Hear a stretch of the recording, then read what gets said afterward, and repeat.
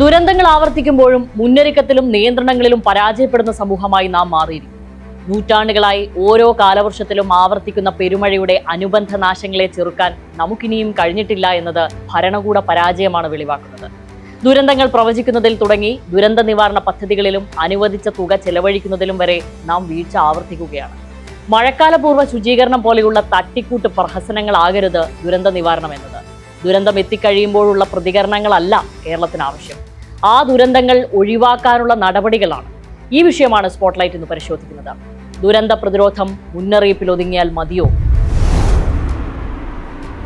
വികസന പ്രക്രിയയിൽ മുന്നിട്ട് നിൽക്കുന്ന കേരള മാതൃക കേരളത്തിലെ ദുരന്ത നിവാരണ രംഗത്ത് പ്രതിഫലിക്കുന്നതേയില്ല. പ്രകൃതി ദുരന്തങ്ങളിൽ ഉണ്ടാകുന്ന മരണനിരക്ക് വെളിപ്പെടുത്തുന്നത് ഇതാണ്. ദുരന്ത പ്രതിരോധ പഠനങ്ങളിൽ എടുത്തു പറയുന്ന വസ്തുത, ഉയർന്ന സാമ്പത്തിക വളർച്ചയും സാമൂഹിക വികസനവും നടന്ന ഇടങ്ങളിൽ പ്രകൃതി ദുരന്തങ്ങൾ മൂലമുള്ള സാമ്പത്തിക നഷ്ടം കൂടിയാലും മരണനിരക്ക് കുറവാകാറുണ്ട്. പക്ഷേ കേരളത്തിന്റെ അനുഭവം മറിച്ചാണ്. കേരളത്തിലെ ഏറ്റവും വലിയ ദുരന്തങ്ങളിൽ ഒന്നായ മുണ്ടക്കൈ ചൂരൽമല വിലങ്ങാട് ഉരുൾപൊട്ടലിൽ അർഹമായ കേന്ദ്ര സഹായത്തിന് കോടതികൾക്ക് പോലും ഇടപെടേണ്ടി വന്നു എന്നത് വിഷമകരമാണ്. മഴയ്ക്കും മണ്ണിനും ദുരന്തങ്ങൾക്കും ഇല്ലാത്ത വിവേചനമോ മുൻഗണനയോ സർക്കാരുകൾക്ക് ഉണ്ടാകുന്നില്ല. അതിതീവ്ര മഴയ്ക്കും പ്രളയത്തിനും സാധ്യതയുണ്ടെന്ന് കേന്ദ്ര കാലാവസ്ഥാ വകുപ്പ് നൽകിയ മുന്നറിയിപ്പ് കഴിഞ്ഞ ദിവസങ്ങളിൽ അവഗണിക്കപ്പെട്ടു.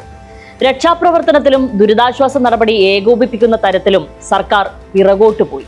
കേരളത്തിലെ കാലാവസ്ഥാ വ്യതിയാനം അനുസരിച്ച് ദുരന്ത നിവാരണ അതോറിറ്റി പുറത്തിറക്കിയ മാർഗരേഖ സർക്കാർ അവഗണിച്ചതും വിമർശനങ്ങൾ ക്ഷണിച്ചു വരുത്തി. ഇന്ത്യയിൽ ദുരന്ത നിവാരണം സർക്കാർ ഉത്തരവാദിത്വവും നിയമപരമായി നിയന്ത്രിക്കപ്പെടുന്നതുമാണെങ്കിലും 15ാം ധനകാര്യ കമ്മീഷൻ സംസ്ഥാന ദുരന്ത ലഘൂകരണ നിധിയിലൂടെ അനുവദിച്ച ഫണ്ടുകൾ പോലും ഫലപ്രദമായി വിനിയോഗിക്കാൻ കേരളത്തിന് കഴിഞ്ഞിട്ടില്ല.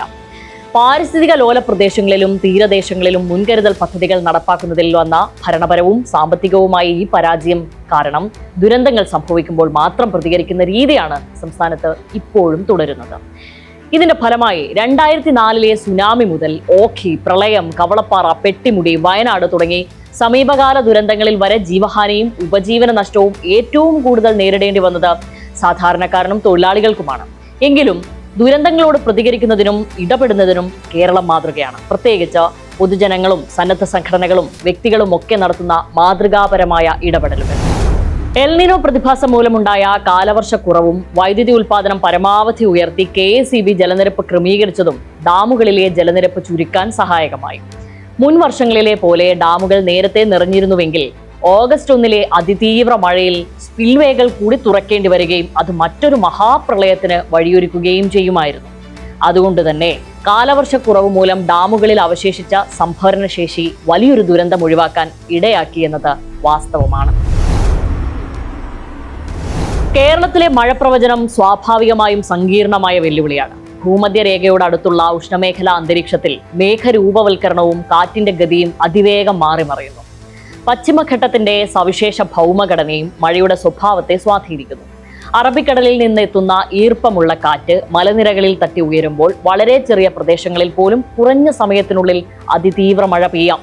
ഇത്തരത്തിൽ പെട്ടെന്നുണ്ടാകുന്ന പ്രാദേശിക മേഘരൂപവൽക്കരണങ്ങളെയും തീവ്ര മഴയെയും മണിക്കൂറുകൾക്ക് മുൻപ് കൃത്യമായി തിരിച്ചറിയുക നിലവിലെ പ്രവചന സംവിധാനങ്ങൾക്ക് ഇപ്പോഴും വെല്ലുവിളിയാണ്.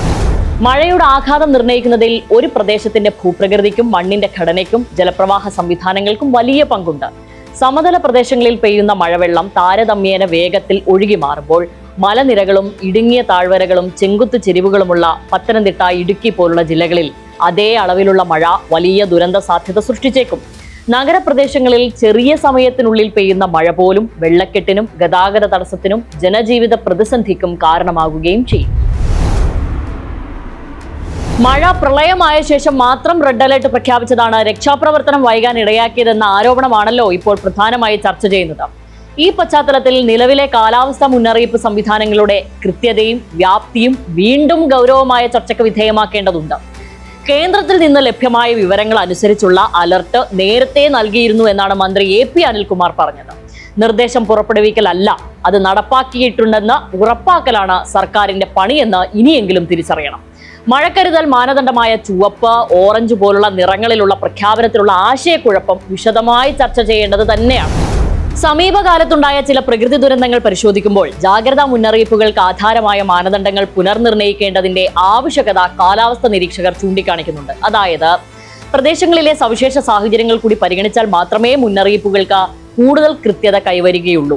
മനുഷ്യരുടെ ജീവിത ശൈലീക്രമങ്ങൾ, ഭൂവിനിയോഗ ക്രമത്തിലുണ്ടായ മാറ്റങ്ങൾ എന്നിവ അന്തരീക്ഷത്തിലും ഭൗമഘടനയിലും ഘടനാപരമോ ഗുണപരമോ ആയ മാറ്റങ്ങൾ സൃഷ്ടിച്ചിട്ടുണ്ട്. ഇതോടെയാണ് ഘടനാമാറ്റം സംഭവിച്ച കേരളത്തിലെ മലയോരങ്ങളിൽ മുന്നൊരുക്കങ്ങൾ ആവശ്യമില്ലാത്ത മഞ്ഞ ജാഗ്രതയിലെ മഴ പോലും ചിലപ്പോൾ ചുവപ്പ് ജാഗ്രതയ്ക്ക് സമാനമായ വലിയ ദുരന്തങ്ങൾക്കും ഉരുൾപൊട്ടലിനും കാരണമാകുന്നത്. ദുരന്തങ്ങളുടെ യഥാർത്ഥ കാരണങ്ങളെ ശാസ്ത്രീയവും സ്വതന്ത്രവുമായി വിലയിരുത്തുന്നതിനു പകരം പലപ്പോഴും അവയെ പ്രകൃതി ദുരന്തങ്ങളുടെ അനിവാര്യതയായി മാത്രം ചിത്രീകരിക്കുന്ന പ്രവണത ഉത്തരവാദിത്തങ്ങളിൽ നിന്നുള്ള ഒളിച്ചോട്ടമാണെന്ന തിരിച്ചറിവാണ് വേണ്ടത്. വികസനത്തിന്റെ അടുത്ത ഘട്ടമായി ദുരന്ത പ്രതിരോധത്തെ അവിഭാജ്യ ഘടകമായി പുനർനിർവചിക്കുകയാണ് കേരളം ഇനി ചെയ്യേണ്ടത്. ജില്ലാതല മുന്നറിയിപ്പുകളിൽ നിന്ന് താലൂക്ക്, വില്ലേജ് തലത്തിലുള്ള അപകട സാധ്യതാ മുന്നറിയിപ്പുകളിലേക്ക് കേരളം മാറേണ്ട സമയമാണിത്. തദ്ദേശീയ റഡാറുകൾ, ഓട്ടോമാറ്റിക് മഴമാപിനികൾ, നദീജല നിരപ്പ് നിരീക്ഷണ സംവിധാനങ്ങൾ, മണ്ണിടിച്ചൽ സാധ്യതാ സെൻസറുകൾ എന്നിവയിൽ നിന്നുള്ള വിവരങ്ങൾ ഏകോപിപ്പിച്ച് തത്സമയ തീരുമാനങ്ങൾ എടുക്കാൻ കഴിയണം. നമ്മുടെ മുന്നറിയിപ്പ് സംവിധാനങ്ങളെ കൂടുതൽ കൃത്യവും പ്രാദേശികവുമാക്കേണ്ടതിന്റെ ആവശ്യകതയാണ് ഓരോ ദുരന്തവും ഓർമ്മിപ്പിക്കുന്നത്. നേരത്തെ ബ്ലോക്ക് അടിസ്ഥാനത്തിലുള്ള കാലാവസ്ഥ വിവരങ്ങൾ കേന്ദ്ര കാലാവസ്ഥ വകുപ്പിന്റെ ഓട്ടോമാറ്റിക് വെതർ സ്റ്റേഷനുകൾ വഴി നമുക്ക് ലഭ്യമാകുമായിരുന്നു.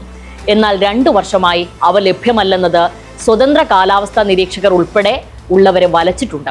കാലാവസ്ഥയെ കയ്യിലൊതുക്കാൻ മനുഷ്യർക്കാവില്ലെങ്കിലും അപകട സാധ്യത തിരിച്ചറിയാനും സമയബന്ധിതമായി ജനങ്ങളെ അറിയിക്കുവാനും ആവശ്യമായ ശാസ്ത്രീയ സംവിധാനങ്ങളും സാങ്കേതിക ശേഷിയും വികസിപ്പിക്കാനും നമുക്ക് കഴിയും.